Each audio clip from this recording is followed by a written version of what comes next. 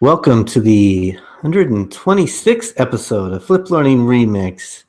I'm your host, Troy Cockrum, along with my co-host, Joan Brown. Hello, Joan.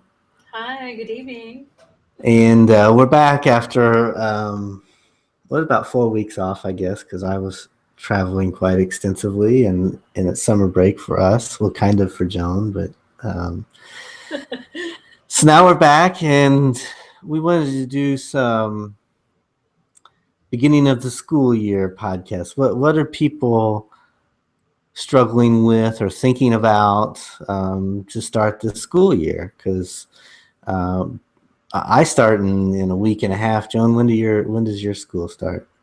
In about 2 weeks. Yeah, so and then so everybody's starting, at least here in the States, are starting over the next few weeks in this late August or September. But what are some things that we think of that innovative or digital teachers need to think about, know about as they go into the start of the school year? And what did we come up with, Joan? I think this podcast should probably be labeled juggling, because that's really what we were going to talk about is how do we juggle all these different digital tools that I know the innovative teachers want to use them all, but in the end it becomes so cumbersome to have a different site or a different add-on or a different account for five, six, seven, or more types of things that you want to do. And then to try to use them all in one activity with the kids can Yeah. be mind boggling, not just for you, but for the kids too. Yeah, I always, I had seventh and eighth graders, and they're getting better at managing accounts and passwords and things like that. But I always tried to keep it as easy as possible, and sometimes I had to decide not to use a tool because it would have been one more login and password they needed to remember, and I didn't want to have to deal with that. And I said, if I can keep them with just in the Google sphere and get a similar type product, then I will, because it was one less headache in essence. But there's a lot of tools out there that are making that juggling act easier. There are, and first thing, and I think we mentioned it maybe in our last podcast, but we want to maybe talk a little more about how Google Classroom has opened up their API, which for folks that don't really understand what that means, basically their code is now available for any other company to use to connect their product with Google Classroom so that it can just be pulled right in so that it'll show up in Google Classroom as one of the assignments and or an announcement for that matter. And we had a list. Let me see if I can remember the whole list that at least was initially announced of those that had already done the developing to make this happen. So I guess PBS is one of them, the American Museum of Natural History, Okay. which I'm just down the street from that. Discovery Education, which is so many schools have accounts there and are using that product already. So that's a big one. Duolingo, I know my world languages teachers. Yeah, I've heard a lot of good things about Duolingo, and I've passed that on to foreign language teachers, but I haven't used it necessarily myself. But I've heard a lot of Right. good things about it. I think they do have a lot of video content and interactive content. And then there's Time Edge. But the one I have actually played around with is Quizlet. And I know when I got this announcement, that was the very first thing that I sent to my teachers is, oh, our favorite tool, Quizlet, is going to integrate with Classroom. This is awesome. And, I got back a couple of over the summer kind of comments of yay. And that was the only answer I got was one word.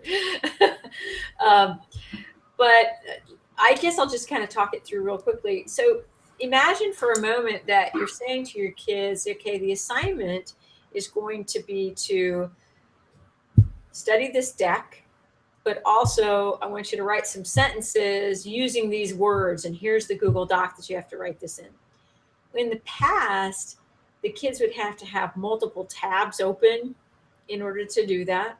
Mm-hmm. And if they had a Quizlet account that you were using, they would have to be logging in there separately, and it became kind of a bear, and it really was tough. So now, if I want to go make an assignment such as I've described, I'm going to open up Quizlet. I'm going to make my deck of whatever words I want them to study, and then I'm going to be able to click share. And in the share, there's the option to share to Google Classroom. And it links up beautifully with your account. It'll say, do you want to make an assignment or an announcement? You can click assignment, and then Google Classroom just opens like that. And you're able to label the assignment, and you're able to add instructions and maybe add more if you wanted to add your Google Doc, or you wanted to put some other kind of Google Slides in there, whatever you want. And it all becomes a part of it. So what I'm liking about that is the one-stop shop. Really, for kids, it makes it easier, and they're not having to go follow a link and open a new tab. Yeah. And I like all these companies that are tying in the sign in with Google button on their sign in. And that's been helpful. Like Edpuzzle, I know, does that. And I use that quite a bit. And I can just tell the kids, just use your Google Apps account. When it pops up login, click sign in with Google and choose your Google Apps account. It's all done for you. And WeVideo is one that does that as well. And so those are nice. And now that they're starting to tie services into Classroom, makes it even nicer. It's absolutely, one tool I should point out that a lot of folks have PDF files in Google Drive, and they would love to be able to use Adobe Reader, but that is that whole process of download and upload, and because Adobe Reader, you can actually highlight and make comments. There is something called DocHub out there, and it's one of the few Chrome extensions that links directly to Google Drive. So I do have a science teacher that has been using this for over a year now, where he will provide the kids a PDF, and he'll give them instructions to add the comments and add the highlighting, and to include, it's almost a glorified worksheet in its own way, but they can add notes. And in DocHub, there's a save to drive button, and they're able to save it right back and share it wherever they need to. And if necessary, they're going to be able to jump right into Classroom and add it there too. Those are just so convenient. Like you said, with WeVideo, so convenient. I just can't even imagine the workload it would be if they didn't have those options, because it's just so hard to download and upload and upload and download. Well, I think a lot of teachers wouldn't use them then. Right. They would just find other tools or not use them. But another one that's tied in now, I just saw today. Actually, it came out last week, but I've been a little bit slow on the uptake the last couple of days. And CK12 has a share to Google Classroom button. If you're linked with your Google Apps account, and CK12 has free, what they call flex books, but they're like small units set up kind of like an interactive textbook. And I had heard about CK12 2 or 3 years ago and liked it as a service. But again, it was, do I want my kids to have another account? Do I want to send them to another website to get more content? And now you can just send to Google Classroom, and that content's right there on your Google Classroom page. So that's another great source of information. I think it's, we're going to see it all year. It's Yeah. going to continue to grow, and I'm looking forward to some of these other services that I'm interested in. Guru Learning, for example, is a great site with a similar kind of online textbook feel, but lots of video and all that. Yeah. Khan Academy, wouldn't that be sweet? They should probably be on this. I'm surprised that they aren't already. So that's going to be the kinds of things that we're looking for. If they don't, maybe that product you want to use doesn't yet connect directly to Google Classroom. there is another option out there for you, and I ran into this summer, and I am so hooked. And it's called DocentEdu. And for me to describe what DocentEdu does is going to take me a minute here, but I'll try to do my best. When I was teaching, I used to always talk to the kids about a mashup. And that was the way I described using different content from different places. Yeah. And I said, what we want to create today is a mashup. And I sort of looked at Google Slides that way. I said, when you embed a video and then you put a link and then you say you have a Google form, you're really doing a mashup, you know? Well, DocentEdu has created the most ultimate in mashup. So let's for a moment imagine that you have chosen a web page, a typical web page with text and maybe distracting ads along the side and whatnot. And you really want your kids to plow through maybe 5 paragraphs of that. And you realize they're never going to read it. They're just not going to read this. They're not going to get anything out of it. What you can do with DocentEdu, which is really a Google Chrome add-on and an account that is hooked to your Google account, you can add your own images to that site, right, directly into that web page, but not just there. You can also add video. You can add presentations. You can add questions. You can add a discussion board. You name it. Tell me something that you can't add.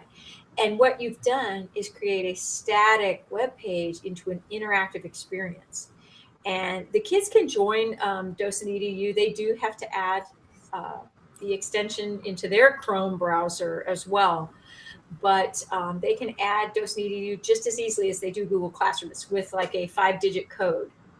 And that makes them a classroom member. So you're actually able to, for example, if you put a quiz throughout those 5 paragraphs, you're able to grade it. You're able to get their answers, connect it to the kids, and grade those. And yes, they can be added to Google Classroom as well. It's a link kind of ad, but it's still added. Right now they're working on integrating it even more. I am just floored by it. But now I'm going to tell you the other thing it'll do. Yeah, it'll do that to somebody else's webpage, but it'll also do it to your own Google document. So if you've written something and you want to add a video to your Google Doc, you want to add a screencast, maybe you want to add some quizzes in the middle of your Google Doc, or you want to put the Google form inside the Google Doc, you can now do all that. You can even do interactives. You can embed like math interactives. They have, let me see if I remember the name of it. They have GeoGebra and Desmos you can put directly into a Google Doc or onto a website. So now we're saying real world stuff can be put right next to it. And here's my perfect lesson plan. This is what I used to do, and it took a little bit of time. But as a history teacher, I love to get clips from Hollywood movies showing that event in history. And I like to have the kids compare the way Hollywood showed it and the reality of what really happened. And so now I'd be able to take a paragraph describing the real historical event, maybe even the real document, and then put the Hollywood clip next to it and have them also give me their feedback and their reflection on what the difference was. I am just like so jazzed about the way this could work, So it doesn't change. It doesn't give a new URL or anything. It's an extension that kind of overlays the website. Is that what you're saying? It is, and Okay. as long as you have to have that add-on into Google Chrome, and once you have it and you've joined the class, if you click on that website, it is a DocentEdu website. It has all that other interactive material that you've added in it. So lots of fun. That sounds like a great website. It's a great really tool. It's really worth looking at. I also would encourage anybody who maybe just doesn't understand what I'm trying to say, go to YouTube and look for the DocentEdu channel. And they have scads of videos explaining how to do each of these things and what it looks like and even just ideas for you. So it's well worth looking into. And since we're talking about add-ons and extensions, that's an interesting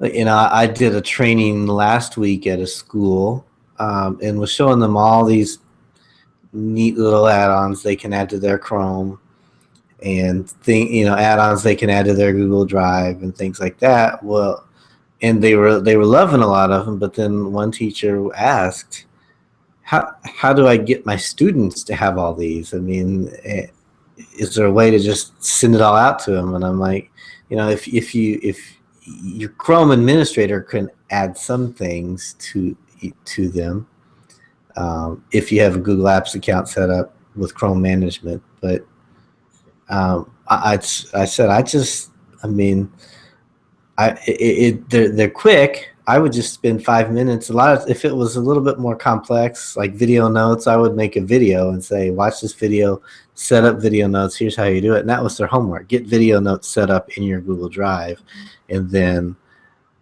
I would do an assignment with it later. But once they got in the habit of installing extensions and understanding how those work and making sure they were signed into the Chrome, it wasn't that difficult to add them, but it did take a few 5 or 10 minute lessons to just say, okay, let's all add this right now, right in front of me. Let's all do it right now, and things like that. So, And I see it as a digital literacy lesson as well, because, every time, and I love that Google does this, every time you sign into something with your Google account, it lists out this, entity is going to have access to, and it lists, it's going to have access to Drive and your email and so on. And that is a teachable moment right there on the screen. I would stop and say, hey, everybody, let's look at this list. Let's talk about, what does this mean they're going to have access? What are they going to be able to see? What can they do with that information? Is this something we should be alarmed at, or do we need to, understand it? And they need to be wise consumers. You don't want to log into every single site out there. right. I do want teachers to scrutinize the sites before they get their kids logged in. They want to go through, and they probably need to read those terms of use, and they probably need to know whether or not it's really got acceptable content on it as well. Because we've all been there. You accidentally said, "Oh, this site had really good information, except for on that page," and then the kid that finds it is always the one that starts everything up. But right. yeah, so that's why a lot of them that we talk about too are tried and true and have been used by lots of educators. And I tend to look for those that I know have been out there a while. I know some of these are brand new, but a lot of times when they're doing this, where they're combining other people's content, and what I do like, I'll go back to Docent one more time. They have an excellent page in which they say find quality online text, and they list really awesome online resources such as Newsella, NPR News, New York Times, and they give a write-up about what age level it's good for, and what type of content it is. This is a news magazine. It's bringing current events, So they've already done some of this for you to tell you what to look for and what places are good. Oh, and they do mention CK12 here. There you go. So I haven't ever tried it with students, but it would be nice to have some kind of digital backpack that students, because I see too many students just write it down. You say, okay, here's your account, here's your password, and they'll just write it down in their assignment notebook or something, and I cringe because I know they're just, my mom does the same thing. She's got a notebook of all her logins and passwords, and I'm like, somebody finds that notebook, they can get into your bank account, they can get into all kinds of stuff. I use LastPass to keep track of all my accounts and passwords. That is one of the better options. I hate to say what I use, because if I tell people, then they'll know. I use a password protected environment in OneNote. Okay. And probably shouldn't have mentioned that, but that is, for me, that's a quick access when I need it. But I don't keep any of my bank accounts in there. Those are mostly just my educational accounts. Oh, I guess we're getting a little bit off tangent, but I've actually just added all my loyalty programs to my Google Wallet. Yes. And have started using that more often, and thinned my wallet, my physical wallet, down quite a bit. But yeah, so I don't know. LastPass might be better to use with high school age students, but it's getting them in the habit of protecting that information and understanding how to keep track of it without making themselves vulnerable. Who knows, 10 years from now, maybe even less, we might have retinal scanners and fingerprint scanners for everything and not have to worry about passwords. But maybe. But in the meantime, I use LastPass, and I would think, some teachers could use it with their students pretty successfully. I would think so too. And again, that's another one of those, that's a life skill. They have to know how to deal with passwords, and we try, but in the end, you've got so many of these kids still doing the 1, 2, 3, 4, 5, those kinds of passwords, and just not going to be able to continue that way. Yep, I had the two twin sisters, and one of them used her birthday as her password and was surprised that her twin sister guessed her password. It's not that difficult if she has the same birthday. Oh, okay. Well, that was a fourth grader, but she was like, "Oh, okay." So. Yep. Oh, and just as a word to the, caution when you're talking about passwords, sometimes teachers will give a password to a class. Maybe they want them to share an account, and true story, you just got to be careful, because sometimes you made that password because it was familiar to you, and it happens to be the password to something else of yours. So please, whatever you do, when you make your education accounts, those passwords, you don't want to be sharing them with students unless you're going to change it right away or something. And that's the only situation I've ever been in to give a classroom the same password. I changed it right after class. So that's just a thought. Yeah, that's always a challenge too. I use incognito mode a lot in Chrome when I'm working on a student computer. Just Good idea. Because we had a student merge his data with the teacher, just because the teacher was logged into Chrome and the student tried to log into Chrome, and it gives them a message like, somebody else is already logged in, do you want to merge these accounts or something? And the kid didn't even read the message and just hit OK, and everything was merged, and the kid had the teacher's password saved in Chrome. So incognito mode, I've learned to use. It took me a long time to figure out how that happened. I had to try several different tests to figure out how that data got merged with that student's information. So I learned to use incognito mode and make sure you're always signing out. So. Yes, and particularly on iPads, that's a very challenging thing to do when you're in Google, is to make sure that they get signed out, because it's several layers to get to sign out. So we're always going around double checking that, because that's a trick. It's not so tough on like a Chromebook or maybe even on a computer that you're logging out the entire computer, but yeah, when it's individual apps, it's difficult. So we're going to be back much more frequently now. We've got some podcasts scheduled coming up, and so we're going to be back on our relatively weekly, bi-weekly maybe schedule. And you're going to be able to find this on Stitcher, of course. And if you want to see this video, which is that Cochran Videos on YouTube. Yes.